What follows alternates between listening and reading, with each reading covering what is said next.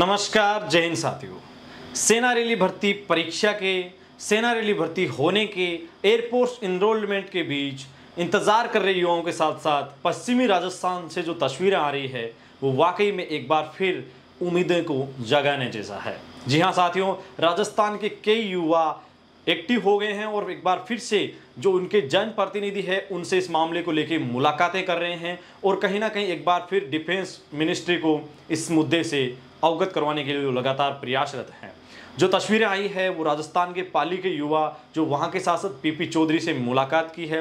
PP Chaudhary जो लोग के अच्छे जानकार है, जिन्होंने काफ़ी दिन पहले मैंने दिल्ली में जब संसद का बजट सेशन चल रहा था तो मैंने उनसे मुलाकात की, सेना रैली भर्ती के मुद्दे को सामने रखा और उन्होंने मुझे अच्छे से समझाया कि एज रिलेक्शंस को लेके, उम्र में छूट को लेके कई ऐसे प्रावधान है जिसके माध्यम से कहीं ना कहीं हम सेना रैली भर्ती उम्र में छूट दिलाने के लिए कोशिश कर सकते हैं और उन्होंने संसद में ये मुद्दा भी उठाया था। साथ साथ नागौर के युवा, नागौर के सांसद हनुमान जी बेनीवाल से भी उन्होंने मुलाकात की है और वहां से भी पॉजिटिव न्यूज़ मिलने की संभावना है, क्योंकि आने वाले दिनों में माननीय एमपी साहब जरूर फिर डिफेंस मिनिस्ट्री को इसको लेके लेटर लिखेंगे। माननीय हनुमान जी बेनीवाल जिन्होंने लगातार, आई थिंक वो भारत के उन सांसदों की कैटेगरी में है जिन्होंने इस मुद्दे को संसद के हर सत्र में उठाया। पिछले 3 सेशन की बात करें पार्लियामेंट की तो तीनों सेशंस के अंदर उन्होंने इस मुद्दे को उठाया है और कहीं ना कहीं लग रहा है कि उनके जो मुद्दे हैं उसको लेके रक्षा राज्य मंत्री ने भी रिप्लाई किया था, तो लग रहा है कि कहीं ना कहीं एक बार फिर वो कोशिश करेंगे तो इसका एक अलग हमें पॉजिटिव वे देखने को मिले।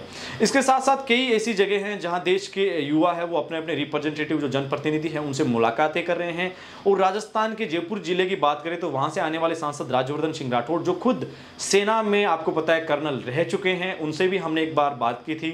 उनके माध्यम से पता चला है कि वो इस मुद्दे को लेकर हाल ही 5-6 दिन पहले रक्षा मंत्री जी से खुद उन्होंने मुलाकात की है और मुलाकात में उन्होंने सेना रैली भर्ती प्रक्रिया में जो विलंबित है, जो डिले चल रहा है, उसको लेके कहीं ना कहीं उनसे मुलाकात का दायरा बनाया है। तो कहीं ना कहीं राजस्थान के जो युवा है, मैं उम्मीद करता हूं कि देश के सभी युवा इस तरह से एक्टिव हो, अपने मेंबर ऑफ पार्लियामेंट से मिलते रहे, सेना रैली भर्ती के अहम मुद्दे को उठाते रहे, तो कहीं ना कहीं एक अच्छा संदेश है वो आगे जाएगा और उसके ऊपर कहीं ना कहीं संज्ञान के लिया जाएगा। सांसदों के साथ कई इस तरीके के संवाद हमने भी किए हैं और आप भी लगातार प्रयास कर रहे हो। इसी बीच हमारा जो मुख्य मुद्दा था कि देश के अंदर हर एक कड़ी से कड़ी युवा इंतजार कर रहे हैं। कुछ युवा है वो सेना रैली भर्ती का इंतजार कर रहे हैं, कुछ परीक्षा का इंतजार कर रहे हैं और कुछ परीक्षा पास कर बैठे ज्वाइनिंग का इंतजार कर रहे हैं, कुछ ज्वाइनिंग के साथ साथ रिजल्ट का इंतजार कर रहे हैं। और इसी इंतजार के बीच कहीं ना कहीं एक बात ठहरती है कि कम से कम मौका तो मिलना चाहिए। इट मींस आपको उम्र में छूट देनी चाहिए। इसको लेकर रक्षा मंत्रालय सेना मुख्यालय की ओर से हमें लेटर्स मिल चुके हैं।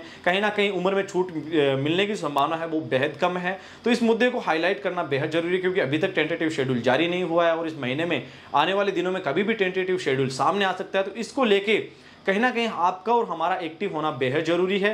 साथियों, मैं आपको यहां बताना चाहूंगा कि सैन्य मामलों के एक्सपर्ट्स ने बताया है कि सेना मुख्यालय जरूरी नहीं है कि वो ही उम्र में छूट दें, क्योंकि उनके किसी भी प्रकार के प्रारूप में ये बातें नहीं है। इसमें अगर रक्षा मंत्रालय या भारत सरकार या रक्षा मंत्री जी खुद इसमें किसी प्रकार के, मान लीजिए कोई पार्लियामेंट के माध्यम से किसी कानूनी रस्तों से अगर वो उनको डायरेक्शन दे तो कहीं ना कहीं उम्र में छूट मिलने के आसार बन जाते हैं। इसलिए जरूर ये करो कि आप सड़कों पे प्रदर्शन करो। इससे बेहतर है कि आप अपने सांसद विधायक के पास जाइए, उनको मिनिस्ट्री या असेंबली को लेटर भेजिए। कहीं ना कहीं उनके ऊपर जरूर जो हो सके तो अपने मंत्री जो स्टेट से बिलोंग करते हैं, जो सेंटर में मिनिस्टर है, उनके ज़्यादा नज़दीक रहे हैं। कहीं ना कहीं उनके माध्यम से इस मुद्दे को कहीं ना कहीं एक आवाज़ मिल सकती है। आप जरूर इसमें डिमोटिवेट ना होइए और मुझे उम्मीद है कि अगर हम कोशिश करेंगे तब तो कुछ ना कुछ हमें मिलेगा। अगर कोशिश नहीं करेंगे तो आपको पता है कि सारी बातें वो हमारे दायरे से बाहर चली जाएगी। सेना रैली भर्ती एग्जाम आखिरकार 27 मार्च को होगा या नहीं होगा?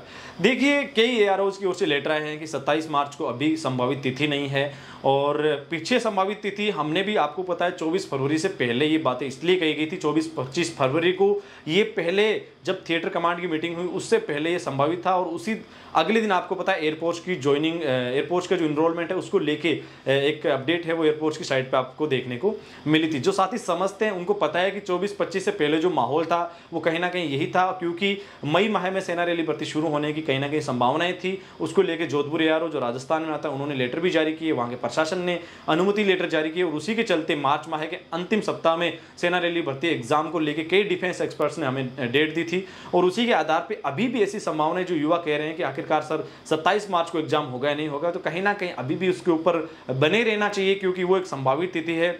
आप उसी को देखते हुए तैयारी करते रहिए, क्योंकि ऐसा पहले हुआ है यूनिक हेडक्वार्टर कोटे की भर्तियों में केवल 4-5 दिन पहले ही समय देके युवाओं को एडमिट कार्ड देके फिर उनके एग्जाम कंडक्ट भारत में किए जा चुके हैं। बात करते हैं एयरफोर्स इनरोलमेंट वाले भाई। देखिए, मैं आपको एक अच्छा वे बताता हूं कि कहीं ना कहीं आप भी एक बार अपने जनप्रतिनिधियों से इस मामले में बात करें।